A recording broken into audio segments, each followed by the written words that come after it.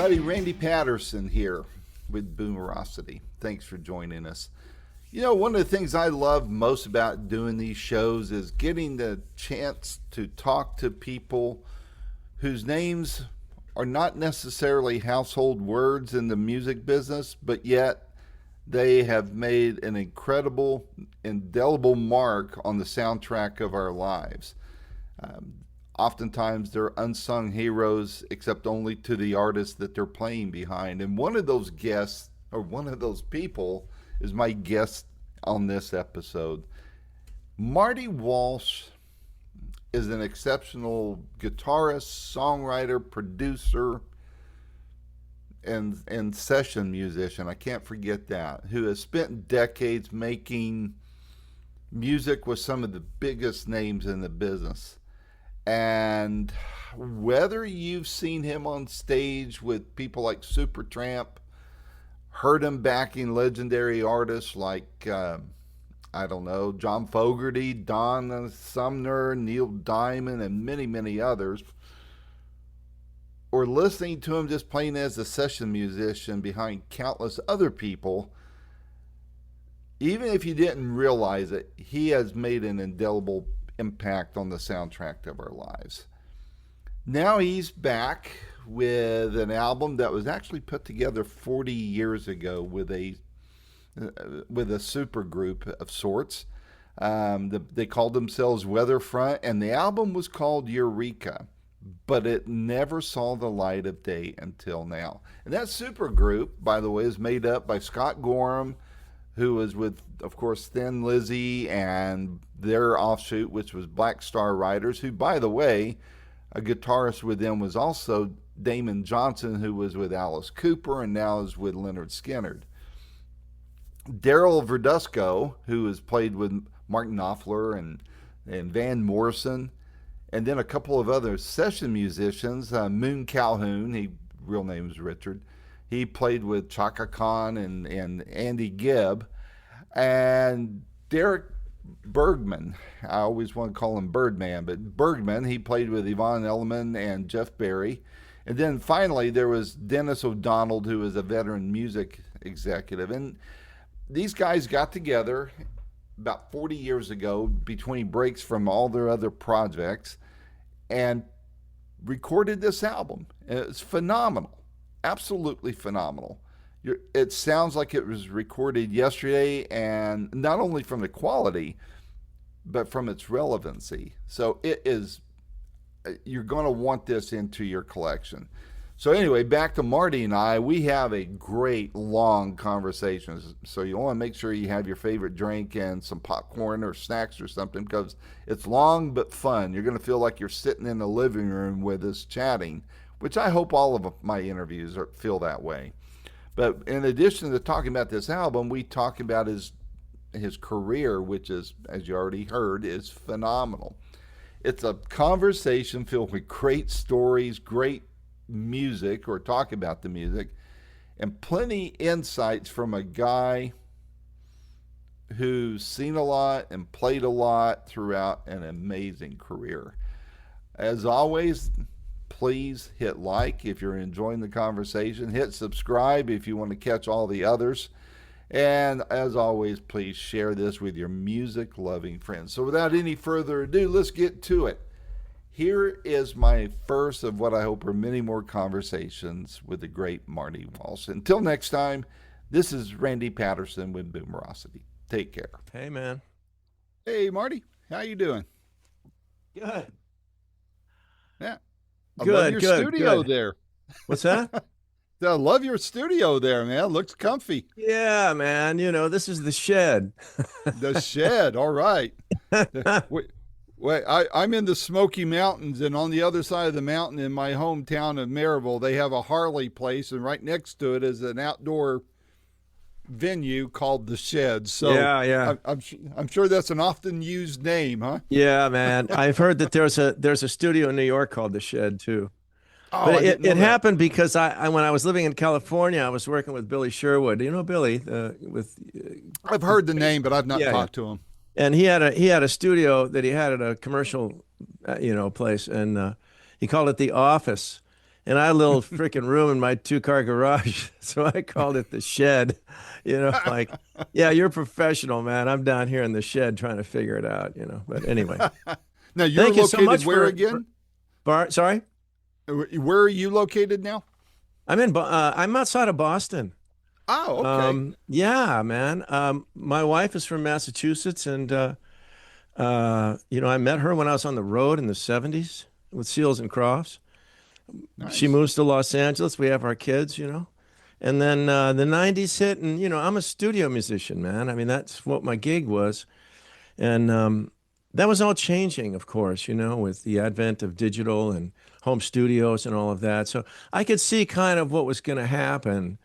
And so I said, hey, let's move back east. I'll get a gig teaching at Berkeley, and I Just pulled that it off, simple, huh? dude.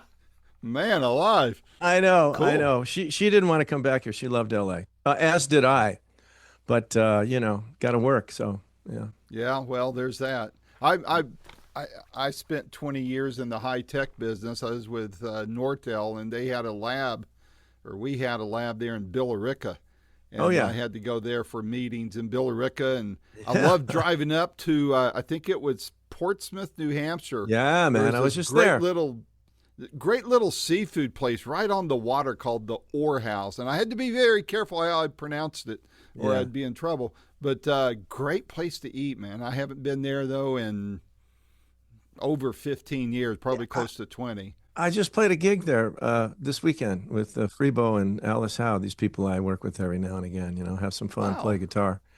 Yeah. That Oh, place is like Portsmouth, man. really old, isn't it? Like two or three Yeah. hundred years Yeah, old. and it's got that vibe, man. It's, Yeah. you walk around. That's what I love about New England. It's like I grew up in Glendale, as did Scott Gorham and Bob Siebenberg, the drummer with Supertramp. I knew all these people when we were in high school. That's how this Mm-hmm. whole thing kind of manifested, honestly.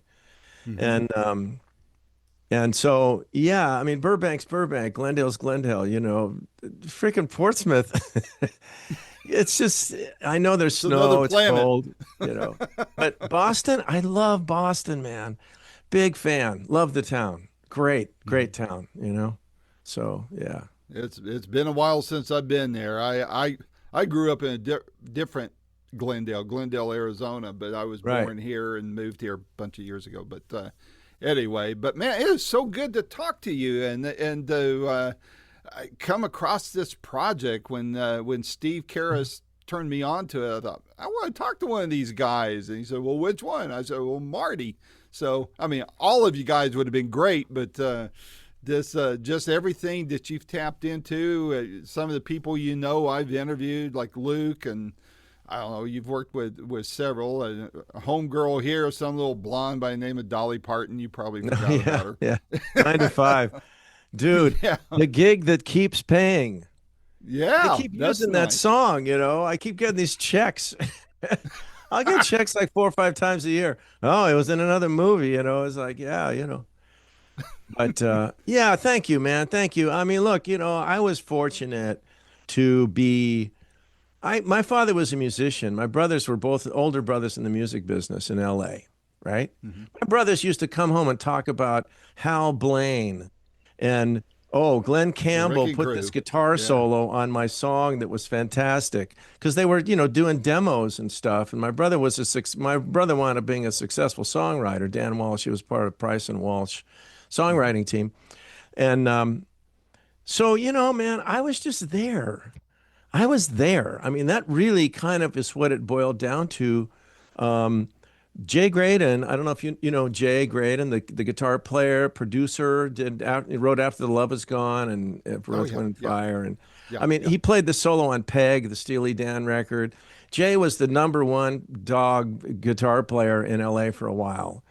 And then he got into producing and he started to put other people's names out there, including mine.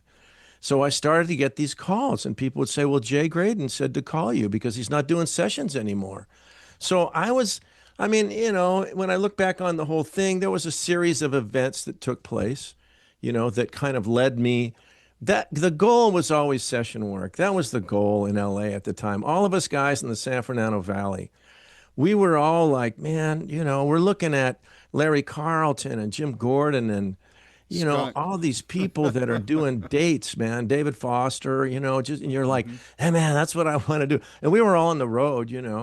But of course, look, the, the, the real um, desire was to have a band, Hmm. which was the Western Front, you know? And unfortunately, it didn't see the light of day at the time. So, but yeah, man, Well, thank you. I mean, yeah, I played on some. I was lucky. I played on some hits, man. It was fun. You know. yeah, that's. I don't know about you. I'm not a musician. I tried learning stuff when I was a kid and just didn't have it in me to do either to practice or whatever. I have a Yeah. good ear, but that's about it. Yeah. It didn't translate to the hands or voice. But for me, I'll drive down the road, I'll listen to the sat radio and, change the channels, play a little game, and I'm hearing all these songs of people that I got to interview that either were in that band at one time or another, or, Right. actually on that record that I'm hearing, all that. And I get a big kick out of it. For you, it's got to be like, wow. I mean, I actually got to play on that record, or I got to produce that record, or what. That's got to really still be a thrill for you, isn't Well, it? yeah. I mean, look, there's a guy that just posted a review of the album Iridium. You know this? He's a YouTuber, and The he name played again, I'm the. sorry, you cut it. Oh, I'm sorry. You got me? That's right. Yeah, I got you now, but the name broke up on me. What Oh, was his name okay. again? Yeah, I don't know the guy's name. I mean, it's Iridium is the name of the site or something like that. He just posted it, and I just saw it a few minutes ago. And I mean, he was flipping out, man. He loves it. But honestly, to because I mixed the album, right? Here's the story with this thing. Yeah.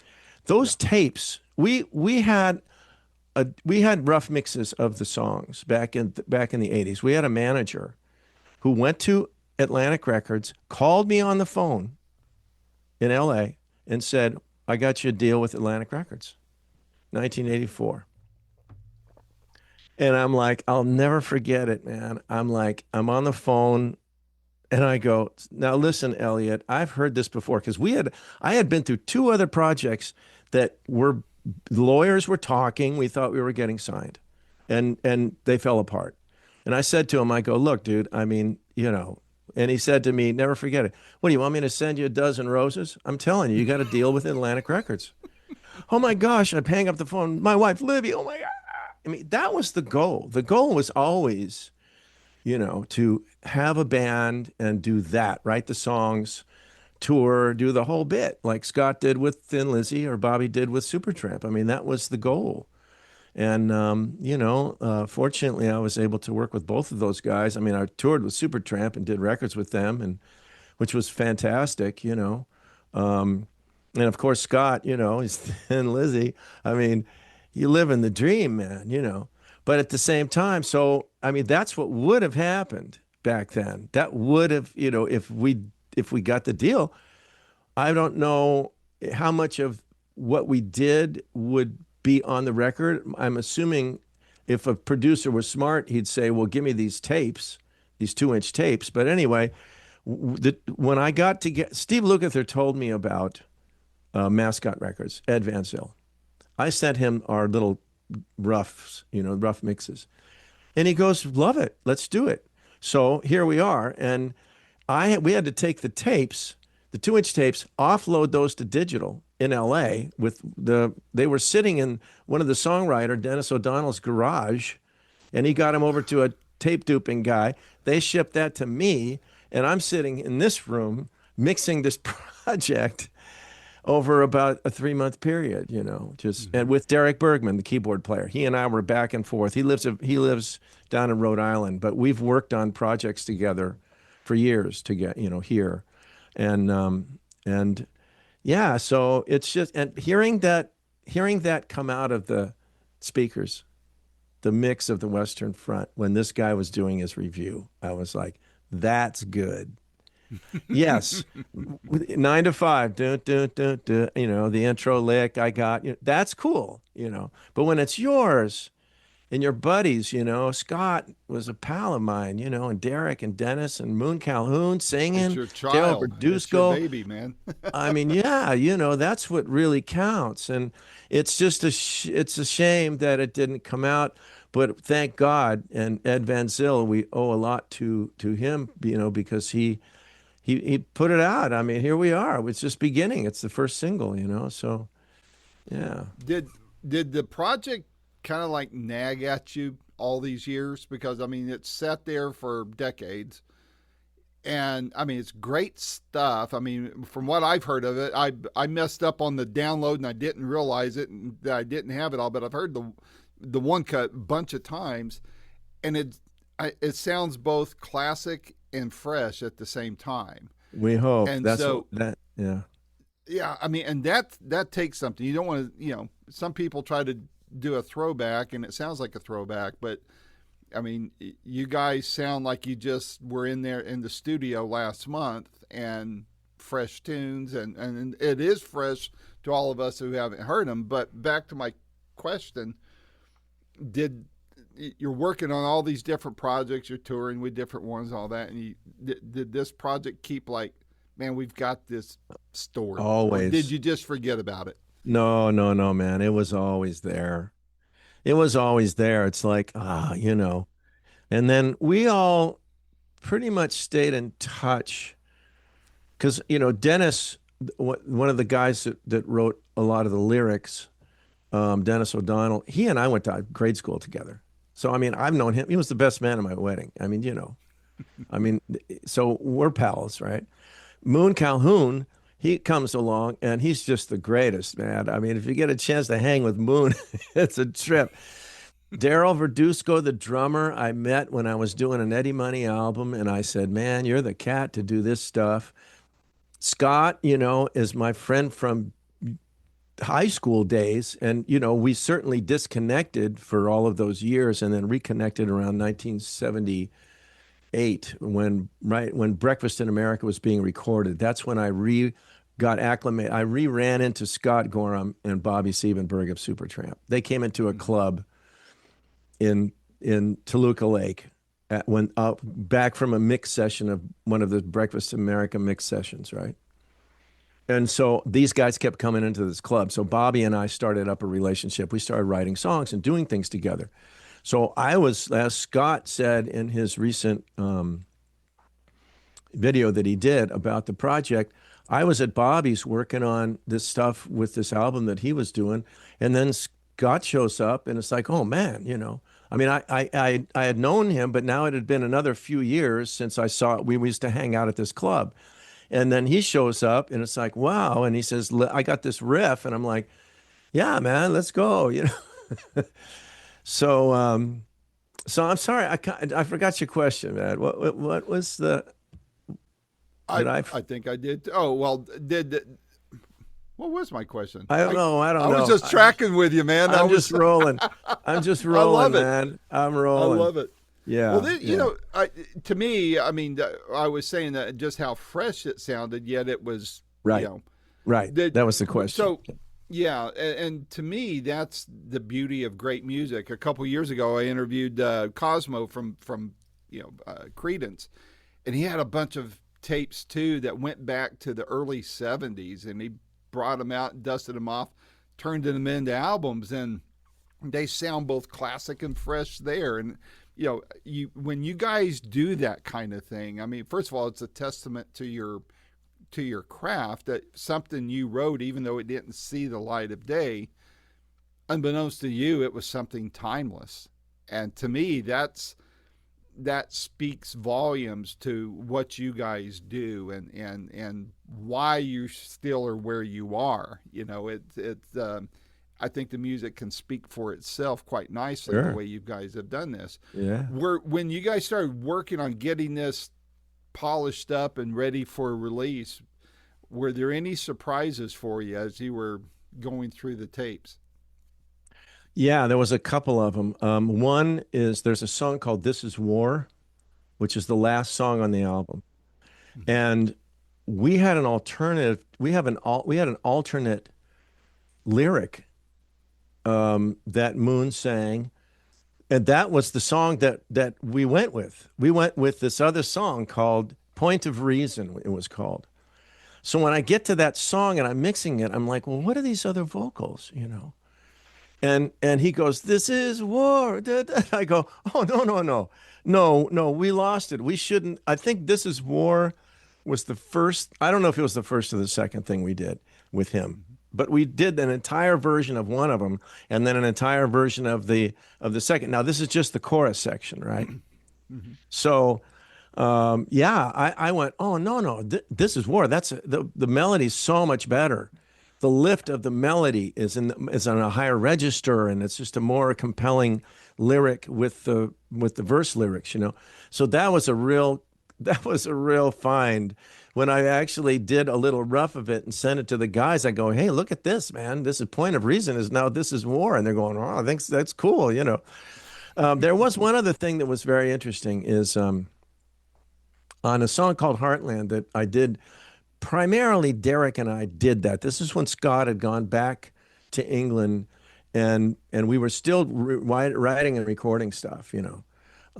And Derek and I had come up with this tune.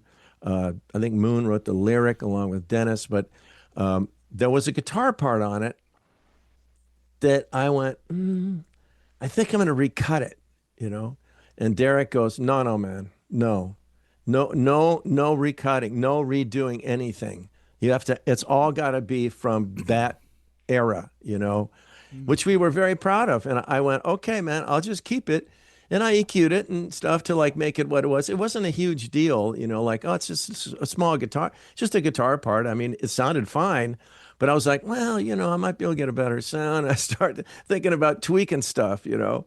And Derek went, "No, no, man, don't do it. Don't go down that road. Because if you go down that road, then all of a sudden you start, you know." And we went, "No, we need this to be, you know," the original title that we came up with was 40 Years. That was going to be the name of the album because it had taken so long to get it. And then we went through a whole series of, well, what's the story and this thing that the thing that's behind you of the album, right? The cover of the album. You know, that was one where Derek and I were kind of talking about, it was so old and it was Western Front. And then I go, how about an archaeological dig where they find our tapes, you know? And he goes, "Yeah." And so we got together with Dion, the artist from their label, and said, "Hey, Dion, what about this?" You know, and so yeah, she came up with that great cover for us, you know. But yeah, you know, it's just it's an old record, but I'll tell you something. I teach at Berklee College of Music. I teach a production class, right? And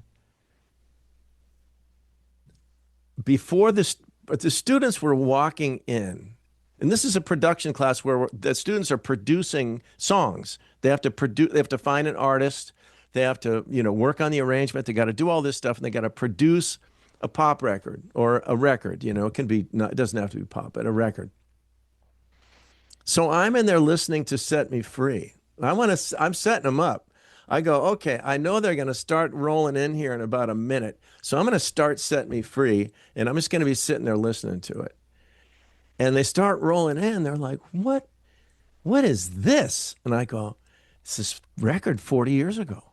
They go, "Whoa." I mean, they were completely blown away about how they're going, "Yeah, it's 80s. It's like, of course, it's your record from 40 years ago, but it sounds amazing, you know," and they love the song.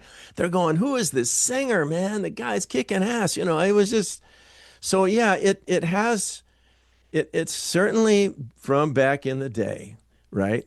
And one of these records that, I mean, I wonder what would have happened if it came out then, you know? I mean, we rewrote history. Yeah, I know it. Completely different career. I mean, at that point, you know, I had done a lot of studio work. I had already played on 9 to 5 and did the Eddie Money record and did all, you know, I think I might have already played on She Works Hard for the Money. That was another big record that I was on. And you know, I was ready. I'm ready, man. 84. Let's get the band and go do that now, you know. So, yeah, you know, but it's we're proud of it. I believe that the right things happen at the right time. If you're, you know, if you're living right all that. I mean, obviously bad things happen too. I mean, look, you mentioned Donna Sumner's song, and her husband, her widower, is Yeah. doing okay. Doing Bruce, Yeah, Bruce. um, Yeah. he he was here a couple years ago, and I interviewed Oh, him. cool. Great guy, Right. and all that. And you wonder what if life, when life throws you those kind of curveballs, you just wonder what if. But we could drive ourselves crazy asking ourselves that question. But I think that with you guys and this, what you mentioned something though with the guy, people walking, and believe me, I have a list of questions, but I find myself in talking with you, I got all these, you know, streams Well, you of can fire consciousness. away. Fire away, bro. I'm ready. I'm good. These kids walking in, as you described, to me, that once again says that our generation really had our act together when it came to music. I mean, there's a lot of books and a lot of documentaries coming out, and it tells a lot of the behind the scenes stuff that went on then.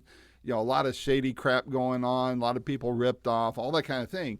Yeah. But still, the output was phenomenal, and it stands the test of time. And I dare say, I mean, every once in a while I prove myself wrong that, there's an artist I like, and they happen to come out in the late 80s or early 90s, whatever. Even new people today. I'm a big Joe Bonamassa fan. He's relatively new compared to classic rock. Yeah. But Killer.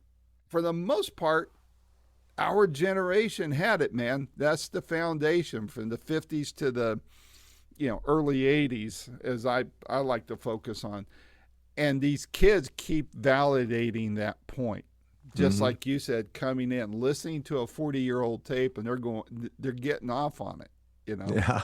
What do you think it is about our generation's music that has that special something that still reels kids in, that their music's probably not going to do except for nostalgia's sakes when they're our age?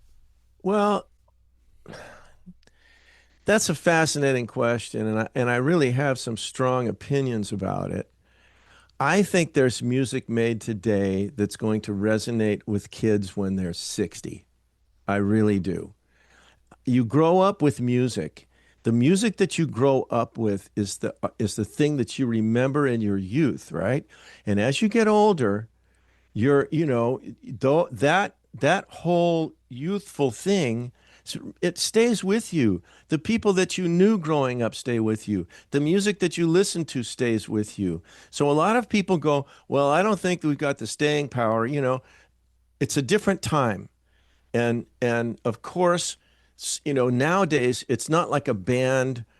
It's a whole different thing. It used to be that music, as Bob Lefsetz, I don't know if you know Bob, but as Bob says, back then, music drove the culture. That was driving the culture. Now it doesn't do that. Music is more for, people go to concerts so they can take selfies and say they were at a show, right? But I definitely think that there are songs growing up that resonate. I don't know about you, man, but the first time I heard The Lonely Surfer by Jack Nietzsche when I was 11, I was like, wow, what is that sound? It was a French horn, right? And I'm like, there's certain music that just resonate with you when you're growing up, and I really think that people today are going to have music that when they're 60, they're going to reminisce and they're going to go, oh my God, let's go listen to the record by Pickett, some artist that's big now. At Berkeley, I teach ensembles, right? I teach bands. I walk in a room. I got a drummer and a bass player and keyboards and guitars, singers, and I show up with a couple of songs, and then I go, okay, this is your band. What do you guys want to do? And you would be stunned at the music that these students know about that we don't. There are songs out there. There are artists out there that are so good. It got me to the point where I said, well, if somebody recommends a song and I put it on YouTube and it's got 50,000 views or under, it's probably really good. So, I mean, and of course, look, back in the day, there were people making music that was terrible. There were hit songs. It's always been this way. There was crap music in the 60s. There was crap music in the 70s, in the 50s, in the 80s. There was music, some of the music that was popular, you look back on and go, man, I don't know, you know, I don't know about this, man. Don Johnson had a hit called Heartbeat. Go check that one Yeah. out, you know, like, Yeah, I hello, remember that one. right? Okay. So here's what I think. As people will say, as great producers will say, the first thing, the most important thing you have is the song. That's it. Number one. You don't have the song, there's nothing else you can do. The second thing is like the performances, you know, the actual performances of the artist and the people that are involved in it, right? And the third thing, the third most and last most important thing is how it was, and this is coming from engineer producers, how it was engineered and how it sounds. So you have to have the song. So you listen to Set Me Free, I go, I don't know. I think that's a really good song. I think it's got a great lyric. Look, we were talking about the video that is out there, right? And we had a conversation about what this should be. And I said, listen, Set Me Free is all about we are so isolated into our little world of our cell phones, you know, and our social media that we've been sucked into this thing that we're just, you know, you have to do it. Like, look, we have an album out. I'm on Facebook all the time. We're sucked, you know, and there's just the idea of how this whole social media thing kind of came into our lives, and how do we get out of it? You know, Yeah, Dion, exactly. the artist that did the artwork behind you, she gave up her cell phone. She's got a flip phone. She says, I got tired of it. I couldn't do this anymore, you know? So now, so that's one thing. The other part is this. The quality of the performances in that band, the talent level in the band was really high. You know, we didn't time correct. We didn't tune. There was no tuning on the vocal. There was no time correction on the performances. They were recorded to tape. We had to get those performances. We had to get those sounds. Derek Bergman's keyboard sounds. He had to spend time twisting knobs and doing stuff to get the sounds that he wanted. I had a big rig of outboard equipment. You know, it's like, okay, pull out a Telecaster, start dialing it in. You know, what's this? What's this going to be? How much treble, bass? You know, it wasn't like just plug into an amp back then. It was like, yeah, you know, you get deep, deep, deep into all of the sonics of it, you know? And so I think that, you know, I tell my students too, I go, look, you have to have great sources. If you want your record to sound good, you have to have great sources. You have to have a drum kit and a drummer who knows how to tune them, and a drum kit that sounds good. You have to have a bass player that knows how to tune and has a bass that records well. Guitar is the same thing. Keyboard's that. You got to have a singer that sings his ass off, as Moon Calhoun does, and have a really good mic to do it. And Bobby Siebenberg had the studio that we did it all in. And, you know, that was coming out of Breakfast in America that he built that thing. And, man, it was top of the line at the time, you know. Wow. It was a home studio, but it was, you know, it was the real deal, huh? It was the real deal, man. Grand piano, the whole bit. I mean, you know. Wow. Yeah, it was. And, you know, Supertramp, people in that band are so in tune to quality, you know, that Bobby was, you know, quality, man. That was it, you know. What's going to get it? So, yeah. Were the tapes still in good shape, or did you guys have to bake them, or Yeah. what? Yeah, They we were in had to good bake shape. them, man. You had to bake them. Okay. Yeah. Wow. Yeah, we gave them to Dan. I'm forgetting his last name, but he's duped things off for me before. But I'm not in California. He's in Burbank, and Dennis, the writer's in Burbank. So Dennis had the tapes. Fortunately, you know, when we got started with this thing, it's like, well, where are the tapes? And Dennis found them, right? And yeah, so we took them over there. And as a matter of fact, we took them over there before we had the mascot thing hooked up, because there's a guy named Magnus Soderqvist who is in Sweden, who's a friend of mine. we did a record together back in the 90s. He's a record label guy. He was on MTM. He was with MTM Records. He asked me about this project. That's what got it all started. So thank you, Magnus. I mean, he was the one. Without him, we wouldn't be talking. He says, what's up with this stuff, the Western Front?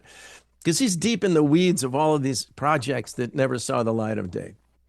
And I go, well, I don't know. We love it. It's cool.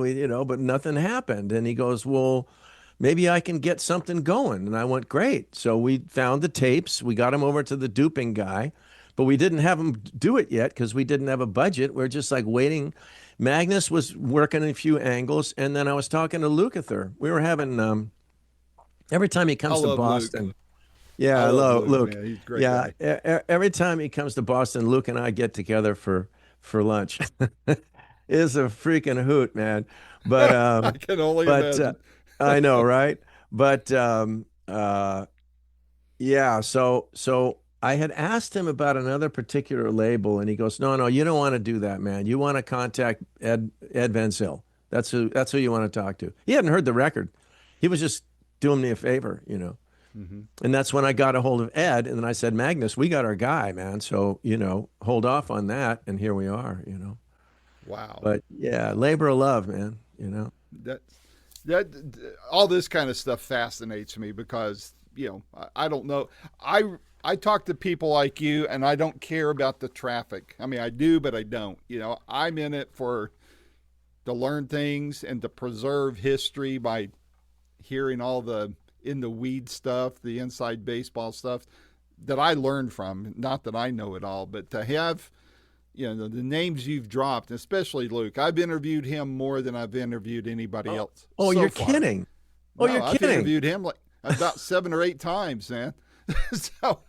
But I'll say this: the last few Well, times I gotta I've had say, anything- no, I gotta ask you, Uh-huh. how did they go? He's a trip, as you know. Well, so I mean, each time you get a different Luke, right? Oh, I mean, do you? It's like, But he's funny. He's out there. He's gosh, out, and yeah. he's freaking hysterical. He is. I know the first time I interviewed him, it was back then. It was after I moved here. I moved to Tennessee a little over 12 years ago, and I was still recording the conversations. They were always over the phone, and then, I hadn't gotten into AI yet, so I'm transcribing, which, it's painful for me to go and hear my voice afterwards. Now I have to hear my voice and see my ugly mug, and it's like, doubling down on painfulness. But I was listening to, and what I would do if somebody swore, which, surprise, surprise, people, Luke can swear quite efficiently. And, and so I would correct it. And I get this note from him after it posted. He goes, "Hey man, what the F?" You go, yeah. If I, don't go, symboling my words or anything like that. All right. I said, well, hey man, I said, my mom is going to read this thing. You don't want to hack off mom, that kind of thing. But then after that, it was just a whole lot of fun. I saw him with Ringo in Greenville, South Carolina, and there was a mess up on the tickets, and I had Luke's number. I text him.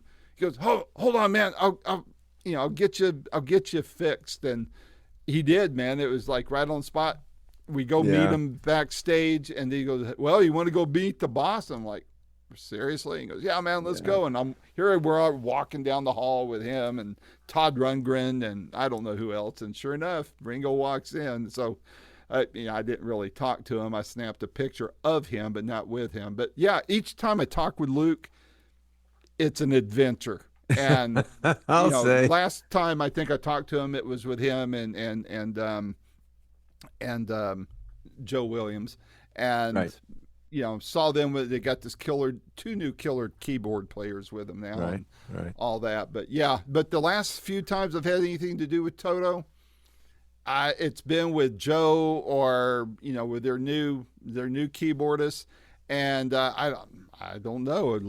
Luke hasn't been available to me, so maybe it's something I said. I can't imagine, but anyway, and I think he likes to talk probably more with musicians and such, and I'm not one, but he's always gracious to me and always a lot Oh of yeah. fun to talk to, Oh and no, no. love watching him He's perform. yeah, he's totally cool. You know, Yeah, yep. funny cat. He's the guy. So Yeah. if you're pointing to this album to people that want to get familiar with it, um, what would you tell them is the most telling aspect of this album, and secondly, which song would you point to as, I used to say calling card, but Chris Stamey of the DBs, he corrected me. He said it's the gateway drug, man. And so, which song would be the gateway drug for the Eureka album? Wow. That's an interesting. Gosh, you know, I that's such a tough one, you know. Set Me Free is a song that when it was all said and done, I was like, that's the track. Now, there's a song called Chain of Light. It opens side two on the LP. I mean, yeah, it opens side two on the LP. That song comes out of the gate freaking kicking ass, man. Um, and then hopefully, I mean, there's a song called Rain, which is going to be the second single. Mm-hmm. That one closes side one. So, you know, you can kind of tell where these are that they're important. It was important to have something to close side one, you know, to get people to flip a record over or to continue listening to a project that has 12 songs, right? Mm-hmm. The fifth song in a project, you know, back in CD times, that was a very crucial spot. Five and six, you know, you had to have something really good there to get people to listen to seven, eight, nine, 10, right? So Rain is another one. I mean, but the band has these different kind of features, and the music is all it's all from the same band. You can hear that, right? But the personalities of the band between Scott, myself, we're very different guitar players in a sense. When we first got together, and let's see, not so much on Set Me Free, but there's a song called Law of the Jungle that opens the album. He came up with this great riff, and so he's got this overdrive sound, right? And I'm doing call response with him with this kind of cool LA chorusing 80s stuff, you know? And so we were bouncing off of each other where I'm playing more kind of the cleaner parts on the record, you know, and then he's doing more of the overdrive. But then that's kind of where it started. And then of course it kind of melded into, you know, Chain of Light is a real kick-ass tune. Set Me Free I think that the if I was going to show one song on the album to someone, I would probably play them Set Me Free. I think that's the one that's going to kind of draw people in. Law of the Jungle opens the record, and it has this super like energetic kick-ass, but it's the opener, you know. Mm-hmm. That's what you got to have in that slot, right? There's a couple of other songs that are very interesting. One is called 1000 Nights, which is a song that Derek Bergman, the keyboard player, had kind of came up with this riff, and Dennis had the title 1000 Nights. And I'm at my house, and Derek had made a little tape of this little riff thing he had on keyboard. And I'm at my house, and I'm kind of working there in my studio, my little demo studio. And Moon comes over, and I go, hey, man, we got this title, you know, 1000 Nights. And he sat and wrote the lyric, right? And it's way different. It's like a departure. It's the third song on the album, but it's like we come with two bangers, and then all of a sudden we're like into this other kind of mid-tempo kind of tune that's dramatic. It's very dramatic, you know, and it has the same drama that the other songs have, but in terms of the sonics and the approach, it's like heavy acoustic guitars in the chorus. And so there's that one, and there's another song called Heartland that we did, and that was another one that Derek had a lot to do with. And that song is a real departure too. That's like Scott mentions in his video that he came and did, you know, tracks, and we did all this work, and then he left, And we kept working at Bobby's, and some of the songs that we did were when Scott really wasn't there, and that was Heartland and 1000 Nights and maybe a few others. He's on 10 of the 12 tracks, I know for sure. But yeah, so it's hard to pick it because it's some albums you listen to and all the songs kind of sound the same. They kind of do a thing. Or you listen to an album and you go, well, this band's schizophrenic. I mean, they're Trying to find it, you trying to got the find their funk, you groove. got the funk tune, and then you got the heavy metal song. What's wrong with these And then guys? You know? disco in the middle. Yeah, right. So this hopefully the listening of this is an event where you're going from one thing to the next, and it's taking you different places. The third single they're going to come out with is "If I'm the One," and I think this is the one that's the most radio friendly, record friendly. It's like it's got the total pop, kind of pop sensibility to it, right? And Scott and I both play guitar on it, and I think that we have a dual solo or something like that in it. And yeah, so I mean, it's just tough to tell. But like I said, "Set Me Free" is one that I think we came out of the gate with that because that's the song that we thought people would listen to and go, yeah, who are these guys? So Yeah. yeah.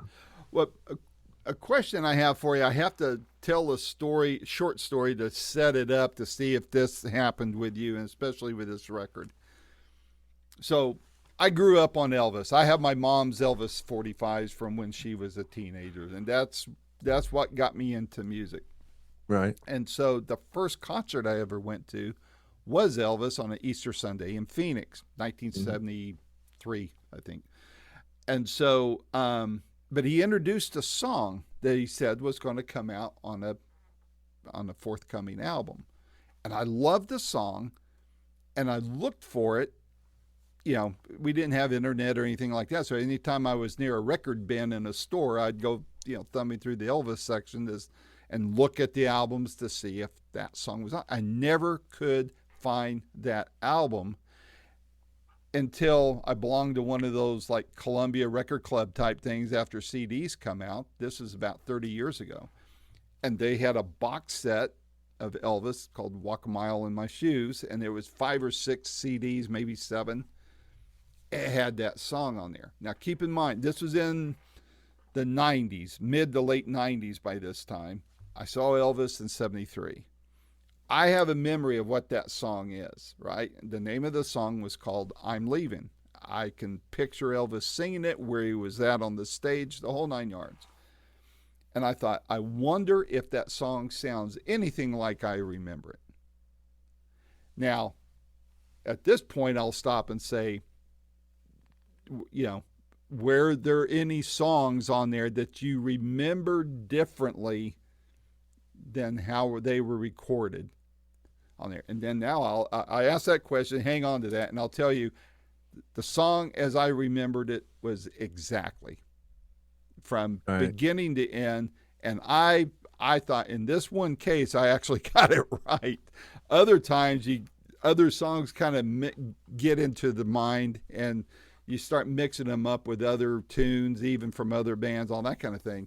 And that can happen too. But in this case, were there any songs that, as you were mixing the album, you go, wait a minute, I thought this sounded different than I remembered it? Or was everything exactly as you recalled? Well, yeah, it was pretty exact, like we remembered it. I mean, here's the thing. You asked me early on about, did we just forget about the project and move on, right? Which essentially we did.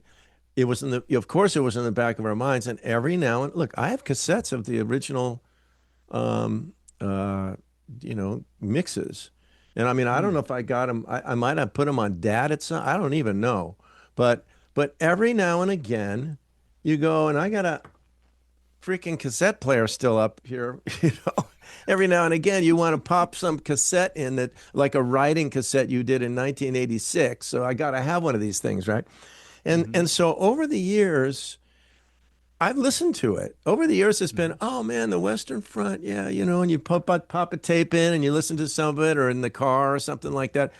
So the songs all pretty much were were intact the way I remember them. Now the song "This Is War," that one was something that we did, I think, way late, and that one was a bit of a surprise. Like, well, what is this? And then when I listened to it, I was like, oh man, I don't know if I like this. There were a couple of songs that we left off the record Mm. because they were like, well, first of all, we got 12, that's enough, but there was one that that we did, and I went, man, it's too, nah, it doesn't represent the band. It's too trying to be commercial. It's one of those things like, well, let's try to write a hit. Hmm. Um, so that one we didn't bother with. But This Is War was like, oh, there's this song, and how did we do it? And because it was called Point of Reason, and it was kind of done at the end. And that was one that I just never really listened to again. I mean, I would put up Law of the Jungle or Set Me Free or 1000 Nights, Chain of Light. I would put these songs up and listen to them. This is one that I get to that and I'm like, yeah, yeah, yeah. But then when I found the new lyric of This Is War instead of Point of Reason, I was like, oh, wow. Yeah. Now, as a matter of fact, I talked to Moon about it, the singer. And Moon is like, dude, I hated that song. But now that you changed he hated the lyric. He hated the freaking. And he goes, but now that you changed the, the lyric, man, we had those other tracks. I love it. So, but yeah, it was pretty much what we remembered, I think. Yeah. Well, good The tough deal. thing is remembering how it was all done. I Mm. mean, it's so long ago, and you're like, I remember, if you want to know, should I tell you the story of how this thing actually started? Yeah, go ahead. I mentioned before that I had a couple projects that we had people interested in it, right? And the main players were myself, Derek, and Dennis, the lyric melody writer. Hmm. And there were other guys in the band, but we were the three main components. We had done a lot of work, and we had pitched songs, and we had done all this stuff. And we thought we had it with a record label called Morocco, which was a rock label done in the '80s with Motown Records. And we got bumped at the end. The guy that was running it was a producer I worked for, Steve Barry. And at the end, we got bumped. So anyway, so I said, listen, guys, we need to find a singer because I don't like my voice. I'm singing all the tunes. We got to find a singer. And now Moon Calhoun I had seen with his band, The Strand, and on stage. He was incredible. The whole thing, the guy was just killer. So The Strand didn't work. Moon was just around, and I call him up and I go, and according to Moon, I say, hey, Moon, you still got the fire? And he goes, yeah, man, I still got the fire. I go, okay, you want to start a band? He goes, yeah, I want to start a band. So we start rehearsals. Derek, myself, Moon, Daryl Verduzco, and we're auditioning bass players, right? We actually auditioned Jason's chef, right? Really? Yeah. Wow. Yeah. I So love I got a Jason. tape. I got a tape of us rehearsing with Jason's chef, and I did a show with at Berkeley last summer. But anyway, so at the same time that's happening in the very early stages, I and Scott are over at Bobby's, and Scott's going, "Hey, I got this riff." And so it's like, that was, I think, Law of the Jungle, or maybe it was Set Me Free, I forget. And then I got this other one, and that's a song called Danger, right? And so and I go, well, dude, wait a minute, I got this other thing I'm doing. Why don't you just come here? So he came and played with us. Now I don't know who we had on bass at the time, but he played with us, and it was like, yeah, like everybody was like, whoa, like this is great. The two guitar things crushing it. Here we are. And so that's how the thing all started, right? Um, Wow. and so yeah, and then we just carried on from there. Like then it was like, yeah, let's go, let's go. We still never had a bass player. Scott was playing bass on tracks. I was playing bass on tracks. You know, we would get the songs written. We would have some mock-up drum loop or something like that going, you know, lay some bass parts down. We probably recut bass things as we progressed, you know. Mm-hmm. But again, I've kind of lost my train of thought as to where we were. But that's how the whole thing did start, how it got started and how, you know, now we're sitting here talking about it, you know. What kills me about the music business is how, I mean, there's so many entanglements. There's so many connections from one person to the next. And, you know, hearing you just throw these names out like Jason, I'm friends with his brother, Darren. He has a store down south of Nashville, and it's a great place to go into. Great guy, too. And he dabbles in music some, but just hearing all these interconnections and how things cross-pollinate and all that, I mean, I think the casual listener, I know for a fact casual listeners, when I, you know, because I'm kind of a dweeb at this stuff, I start explaining who knows who and how this, and, you know, some of them are like, how do you know all this stuff? And other people are like, their eyes are glazing over, you know. Yeah. But I love it. Hearing how that all came about. What are you guys going to do as far as are you going to gig at all? Either coast? I don't, you know, I mean, if something happened, something blew up and there was some reason to, I'm sure we would. But look, I mean, Moon's in Los Angeles. Mm-hmm. Scott's in England. I'm here. Derek is here.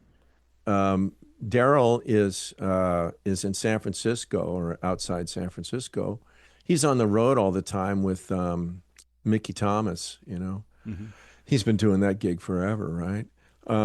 And I don't know, man. At this stage of the game, at our ages, I just don't. I mean, it would have to be a one-off. It would have to be like, yeah, we're going to get together and we're going to freaking play these tunes once somewhere. It's not like we're getting on a bus, man. And no, those days are past for us, you know, I think. I mean, yeah. I mean, we could all probably look, if any of us got a call to go, hey, I got this, you know, you want to go, if Supertramp, of course we can't. Rick Davies passed away, so that's, you know, that's over. But if somebody called me and said, hey, Marty, you know, I want you to come on the road and do, you know, 3 weeks in Europe or something, or 4 weeks or 6 weeks or something, I'd go, yeah, let's roll. You know, I'm cool. Let's do that. That sounds like fun. I mean, I'm sure Derek would. I'm sure Daryl would. Moon would. You know, Scott probably would. You know, if the right thing came along. But you know, getting all of us to be in a situation to be able to do this. I mean, it takes dough to like put something like that on, and there'd have to be a reason. If there was a lot of people, if the record blows up and there's a lot of people going, we want to see this live, sure, you know. I mean, could do a live video, something like that, maybe, you know.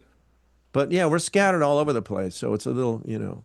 We still talk about how we need to get together when it comes out, and now it's out, and now we're trying to go, well, how do you get, you know, everybody's going to have to go where? To L.A.? Yeah. That means Scott has to go all the way from London to L.A., or do they all come here because it's a center point? Go to Iowa and make it hard on everybody. Yeah, right.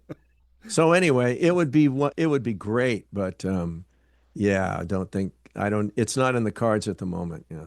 Well, maybe it can be on either coast, and you know, do a cluster of shows, you know, that makes it easy for you guys to get to. If you know, but who knows? You might get a call from Luke saying, "Hey, I want you to open for Toto or something." Well, could be. You know, I'll call him up. I'll go, "Hey, Luke, I got this record out now, man. Come on, let us open up for you, bro."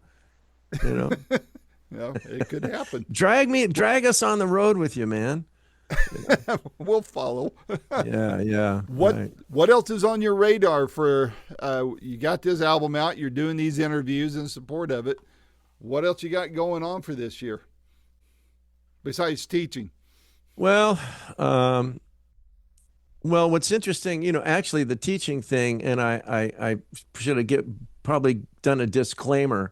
After 22 years, I bailed out. I'm like, I'm no longer at Berkeley this semester. But I Oh, do I okay. do teach online for them. I have an online class. I got to do a 1 o'clock live class for the thing that I do, production analysis. It's a really good class. A guy named Steven Weber wrote it, but I do the class. Um, it's very interesting because I guess you would say I'm retired, but you don't retire from music. It Mm-mm. just doesn't happen. Um, I do have another, amazingly, I do have another project from the late 80s that has surfaced. And that album, it's called World Goes Round, that came out 5 years ago. And we have continued writing songs and doing some things. We're going to do a live thing in Rome in June. Um, Fun. we did two of the writers, it was a band of four writers at the time. We did this in like 89, 90. And myself, Frank Musker, Elizabeth Lammers, and Jeff Hull. And we had Tommy Vicari, engineer, producer, right, doing it. And we did it at Frank's place. And Elizabeth and Frank wrote a song called Too Much Love Will Kill You with Brian May, which was Oh, on the last Queen record, right? And nice. we had a cassette of Brian playing piano and Frank singing this, or maybe Brian's singing the song. I forget, but it was just like a little piano vocal demo, right? That's all we had. But Frank goes, I want to redo a version of this song. So I enlisted a guy named Michael Ruff to play keyboards on it. John Robinson, drummer, JR, he's playing drums on it. And we reimagined the song. And so we're actually going to go to Rome and perform this thing in June at the Fun. at the Coliseum. It's a trip. But I mean, yeah, there's little things. I'm doing I got this kid from Berkeley named River Moon who I just love. This kid, a young kid, singer writer. Oh man, this guy, I'm telling you. I mean, I just released a single that I wrote called "All the Ships Have Sailed" that he sang. That I'm really happy with. But of course, you release a single today, 12 people hear it, and that's the end of it. Yeah. So I got to figure out how to I got to get on how to market that for TV, film, probably. Oh, nice. Yeah. But yeah, I mean, I'm always working, man. I'm always writing or whatever, and then people still call and go, Marty, I need guitar tracks on some song. I go, cool, send me the tracks. And I've been working a lot with a guy named Darren Barrett. He's like a jazz trumpet player, and I'm not a Hmm. jazz player at all. That's not my thing. But he goes, no, you're the LA guy. You're the guy that has that LA sound thing going on. So he uses me for like that textural, volume pedal delays and that kind of thing.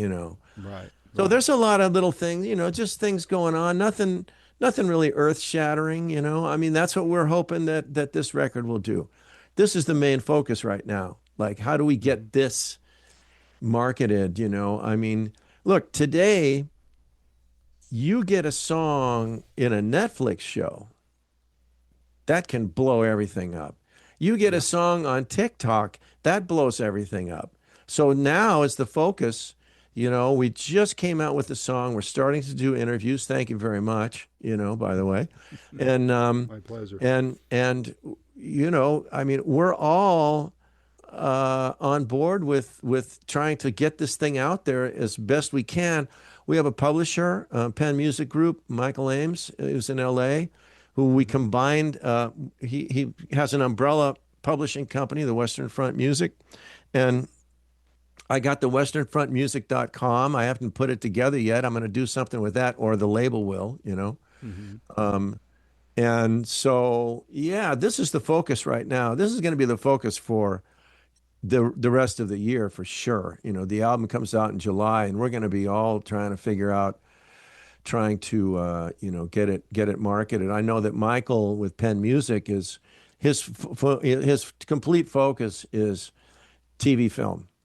Let's get Mm. this in. Let's get this in films and TV shows, whatever we can do.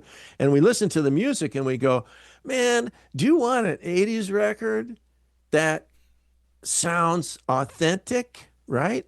But you don't have to pay Van Halen? right?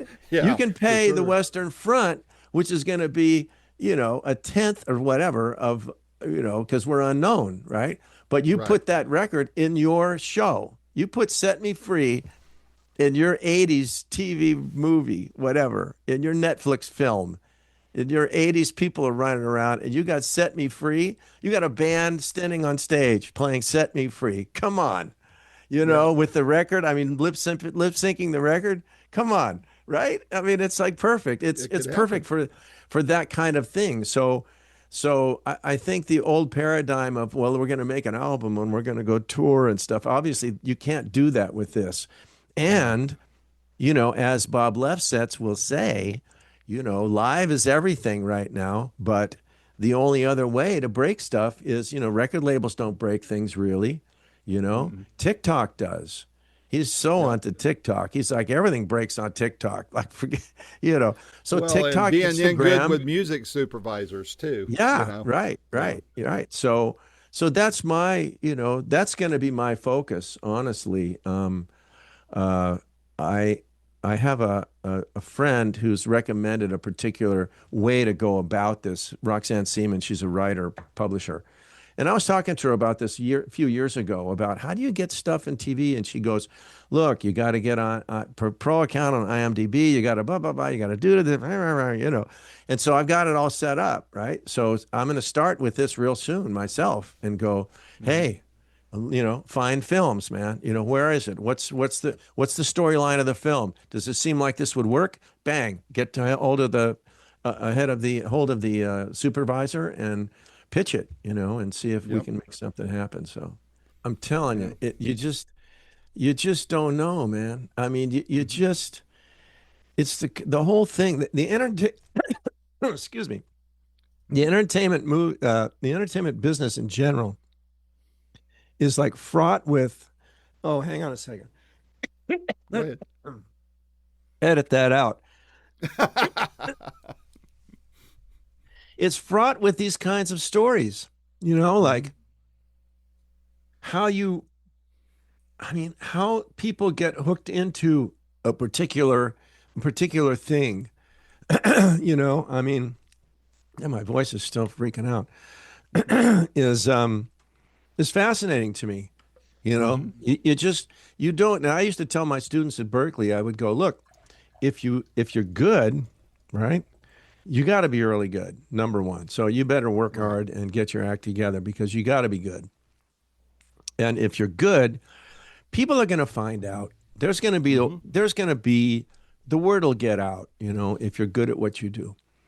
But sometimes it takes a long time, and Hmm. and yeah, you just don't know. I mean, look, my career got started. Oh man, damn. Edit that out too. Hang on a second. Coffee. Go ahead. Take your time. Look, my career got started. Um, hold on a second. Now I'm crying, man. I got cough and ear tears coming out of my eyes. Yep. When I'm in LA, I'm touring Seals and Crofts. I do two years with them. I say, okay, I'm doing my band thing with Derek and Dennis. We're trying to make this thing happen. I wind up um, I'm doing demos for Allie Willis, songwriter. Hmm. She wrote September for Earth, Wind, and Fire and Boogie Wonderland. I played on the demo of Boogie Wonderland. You can find it Wow. on YouTube. So I and a bunch of other guys that are trying to get there, Jeff, Paige, Luke. I mean, these guys, they were all there, man. Jay Graydon was doing it. I mean, Hungate. There were a lot of people that were doing it. And we were all, sitting there going, when are we going to get in? We trying to get in the door, right? So I'm doing various things, playing on demos of people for songwriters. And I did a live record with Seals and Crofts called Sudan Village. Hmm. And I played on a single that they did called Taking It Easy. So I was good enough to be in a studio, right? We're doing these demos, and my brother Dan writes a song for Yvonne Elliman, called Love Pains. I play on this demo for it, right? I go to ABC in their little demo studio and play on this little demo for my brother. They went to book the session for Yvonne. In the band, Jeff Picaro, Mike Picaro, Michael Amardian, piano on Wow. keyboards and arranging, Jay Graydon on guitar. Steve Berry, the producer, calls three other guitar players, right, to do the second guitar. 1, 2, 3, unavailable that day at that time. The studio was Dawnbreaker, which was owned by Seals and Crofts, which is the studio that I had worked in, and I knew the engineer, right? My brother goes to Steve and says, well, look, you were going to have Michael Omardian transcribe my part. They literally took my guitar part on Love Paints and wrote it into the chart. Like, here is the guitar part. Notes, like the chordal thing, right? Mm-hmm. And so my brother goes, well, why don't you just hire my kid brother, man? He played on the demo. You liked what he did. So why don't you just do that? And then, if it doesn't work out, you can always have Jay replace it, whatever. So there's 3 songs we're going to do that day. I don't know if it was a 3-hour session or 6, I forget. But anyway, so I go to Joey Bogan, the engineer. I had just gotten a JC120 amp in stereo, which nobody had at the time. I saw Buzzy Featon playing one. And I went to Joey. I had balls. I said, listen, put 2 microphones, put 2 mics on the amp, on this amp, man. Pan it hard left and right, and you're going to pee in your pants, right? So we do Love Pains, and I do my thing. Now, Graydon is there, and, everybody was using Princeton or, small Fender amps, mono, right? Mm-hmm. We go listen to playback, and I'm leading the charge with this thing, man. It's me and Jeff, man. We're just, we're grooving with this opening, right? And everybody's in the studio going, holy whoa, like, what is this? Mm-hmm. Stereo guitar. It was crazy, right? And literally, I went from doing $50, $25, $30 demos in 1979 to doing double scale union sessions like that. Wow. That was the day that changed everything. I did that session. I went home. I walked in my door at my place in Burbank, and it was Michael Omardian's assistant booking me for 2 weeks. And then I got a call from Karen White, who was Steve Berry's assistant, and she said, Marty, you didn't put double scale on top of your W-2. Every musician that Steve hires, he doesn't hire single scale musicians. So I wrote double scale on top, but whenever you work with Steve, you got to write double scale. Okay, thank you. I'll twist your arm. And then of course, then what happens? My name starts showing up on records that Michael Amardian produced, and all of a sudden, all these he was a contemporary Christian producer. A lot of the stuff I've got he a did. couple of his records. Yeah, and all of a sudden, I'm on the Imperials, and I'm doing Benny Hester. I'm doing all of these, and all these people see my name on the record, and they go, "Who's this guy?" Well, Amardian used him, so he must be good. And the phone's ringing, and you're just, and then Frank DeCaro, he's a booking guy in LA, and he books me on a session one time. He just books me on, what was it called? Sound Labs, right? Sound Labs, I got a call, it says Sound Labs, 1 o'clock or 2 o'clock session or something like that, right? And I get there, and it's 9 to 5. It's just, it's just like, what? And they hand me this chart with notes, don't do. I'm like, okay, man, here I got to go. And it's freaking everybody's on it. And, and the producers of the film are in the control room. That's one of those dates where you're not hanging. You're not doing the hang. Right. You're there to be a professional. You're not like yucking it up with the engineer, Right. So it was crazy. It was like that, and you're right. The entertainment industry in general is people are just interconnected, and you never know where that connection's going to come from, you know?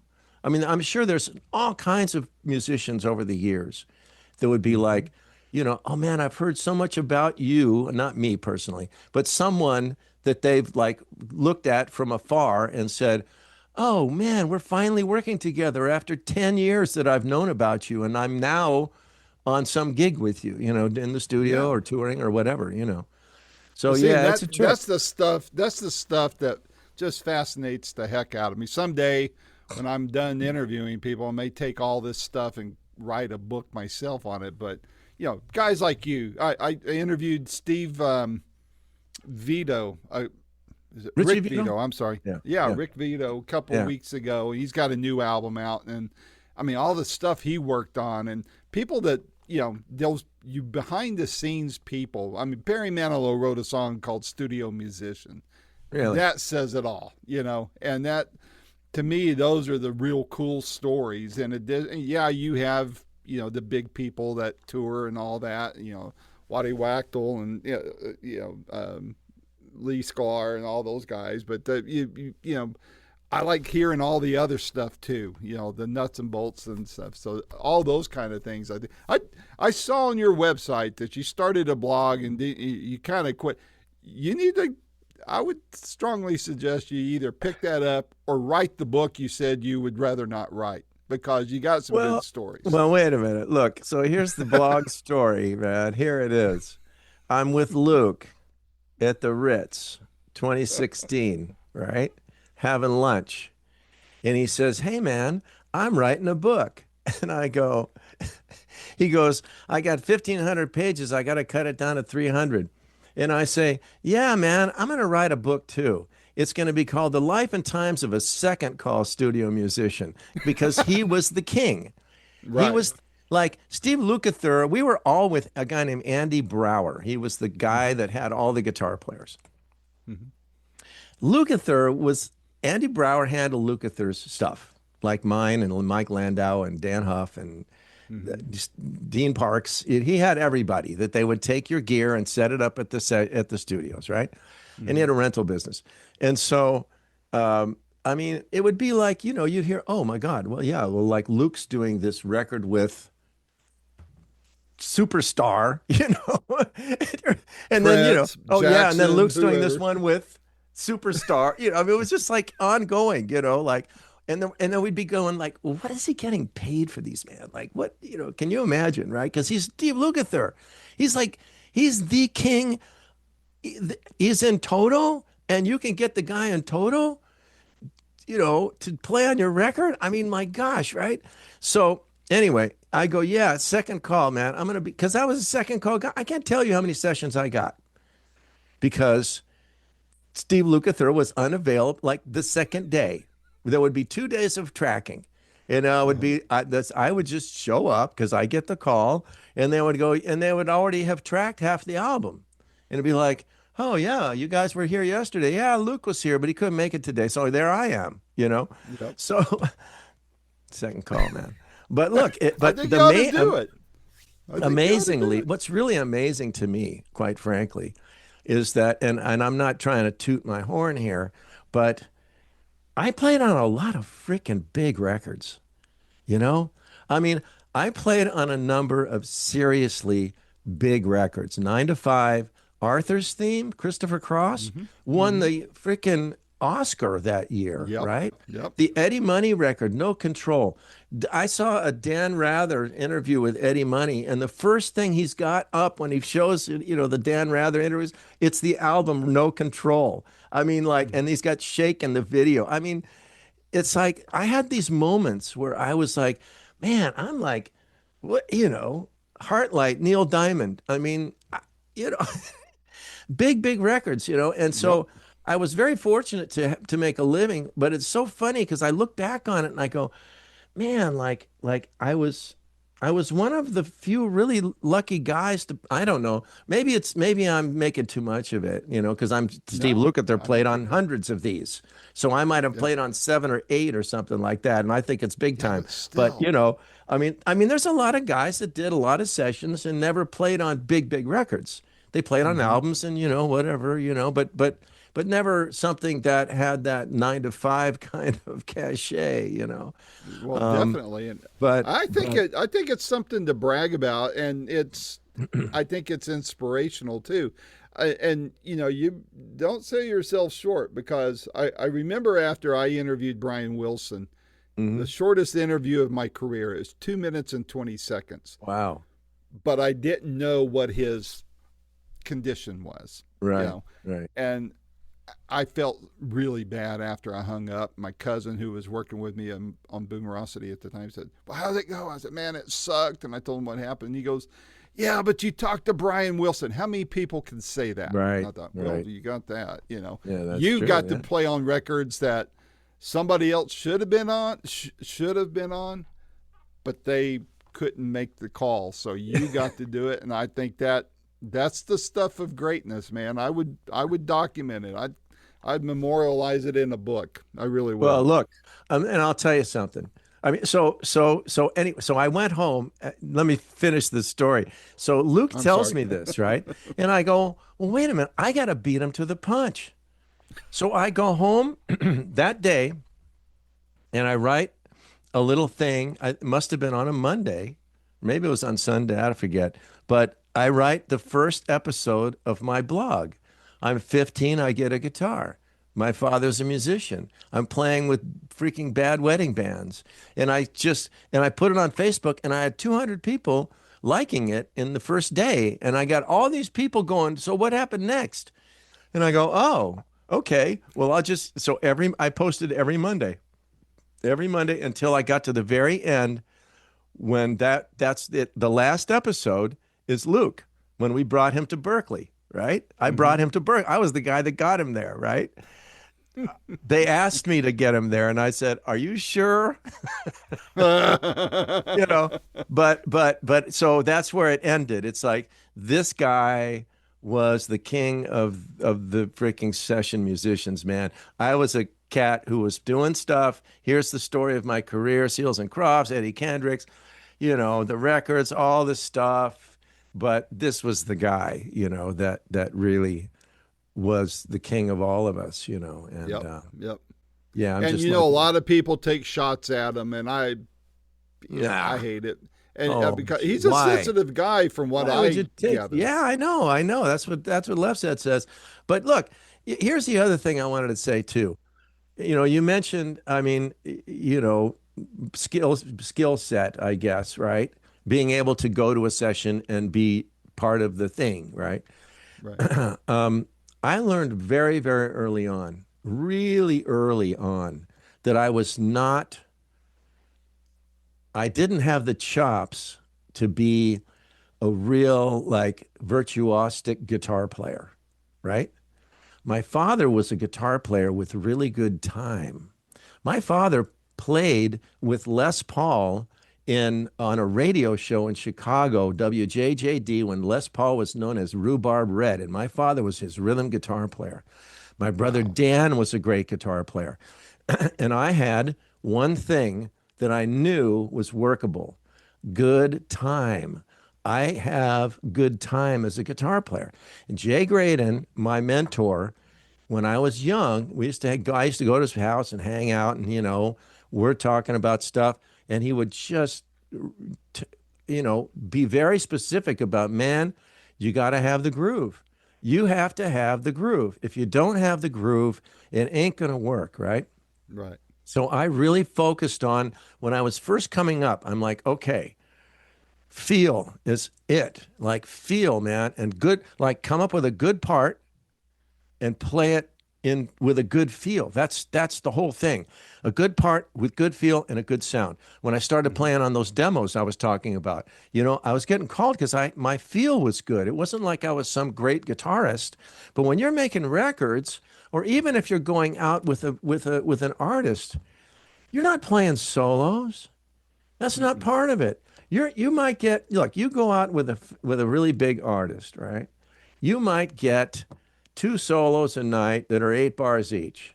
And so I used to tell my students at Berkeley, I'd go, look, if you don't have a good feel, you're working at Macy's. You can play all you want.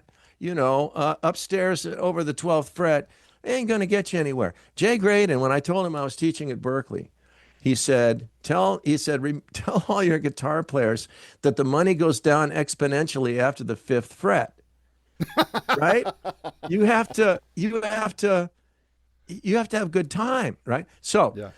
consequently, when I got started, I was hired because I had a good feel. I played with Eddie Kendricks when I was 23 years old, with guys that were in the Funk Brothers. Uriel Jones and Eddie Willis were in that band.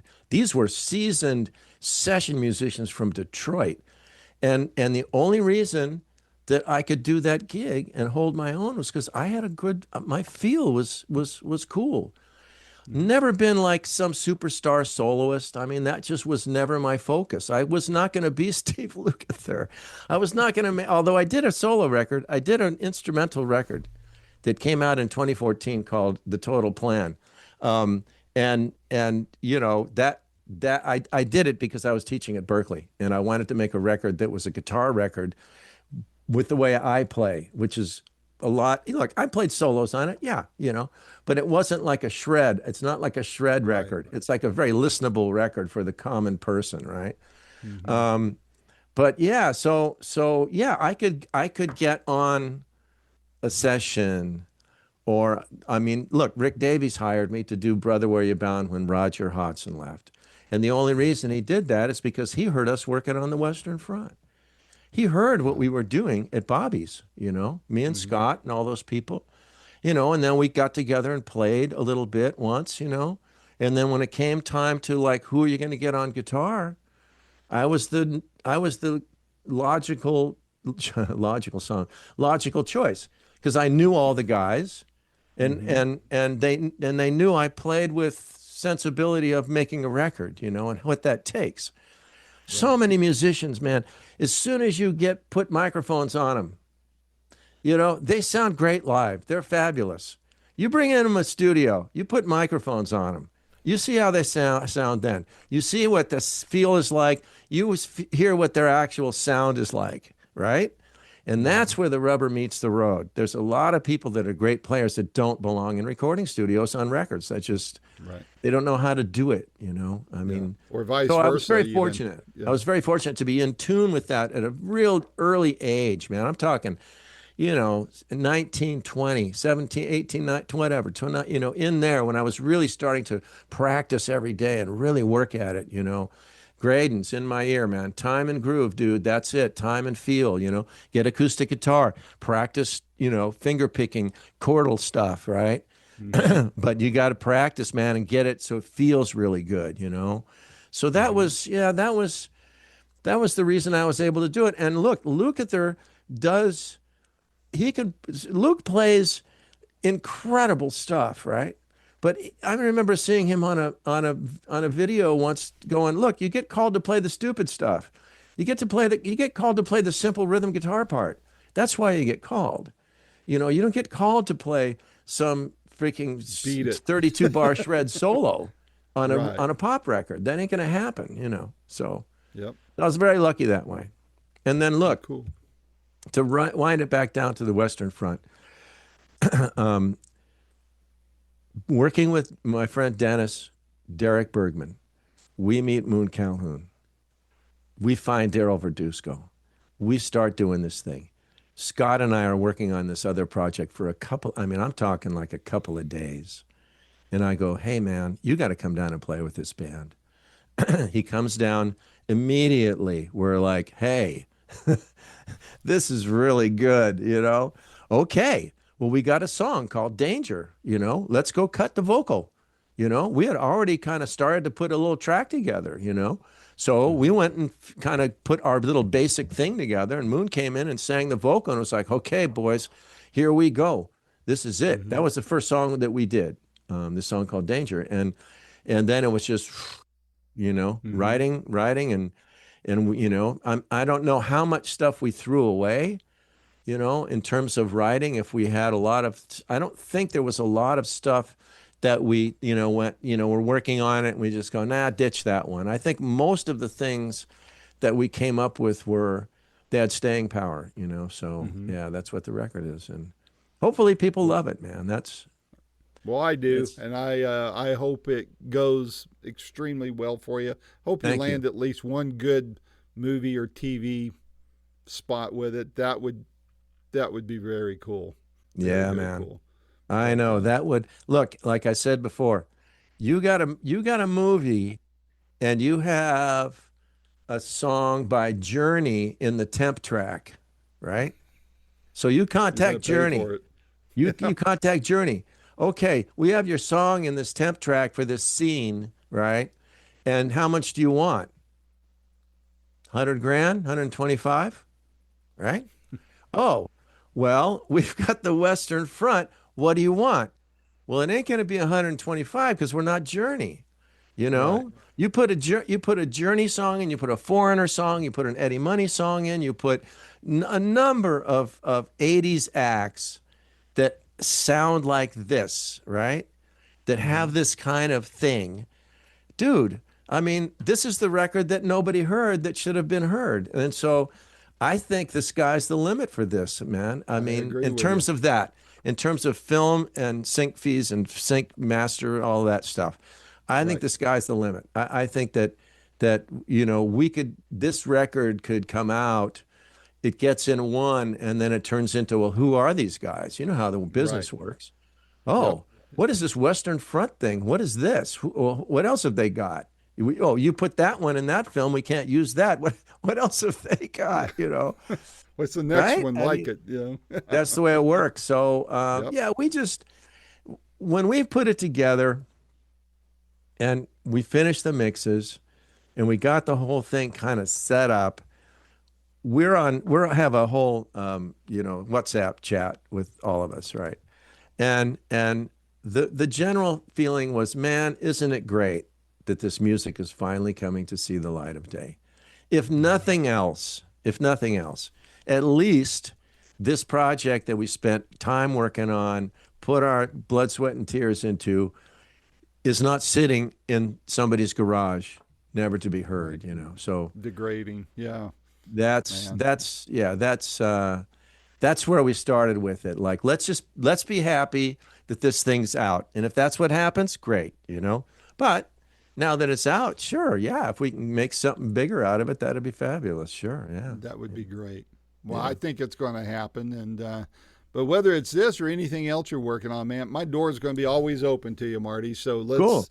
let's maintain the connection, Oh, and yeah, yeah. if there's ever anything I can do to help, please Yeah. let me know. I'd love to, and I'm glad Steve got us together to chat, and look forward to chatting with you more in the Yeah. future. I think we're So going to have some fun. does Steve chatting. wind up booking all of your stuff, or is he a guy that works with Mascot Group?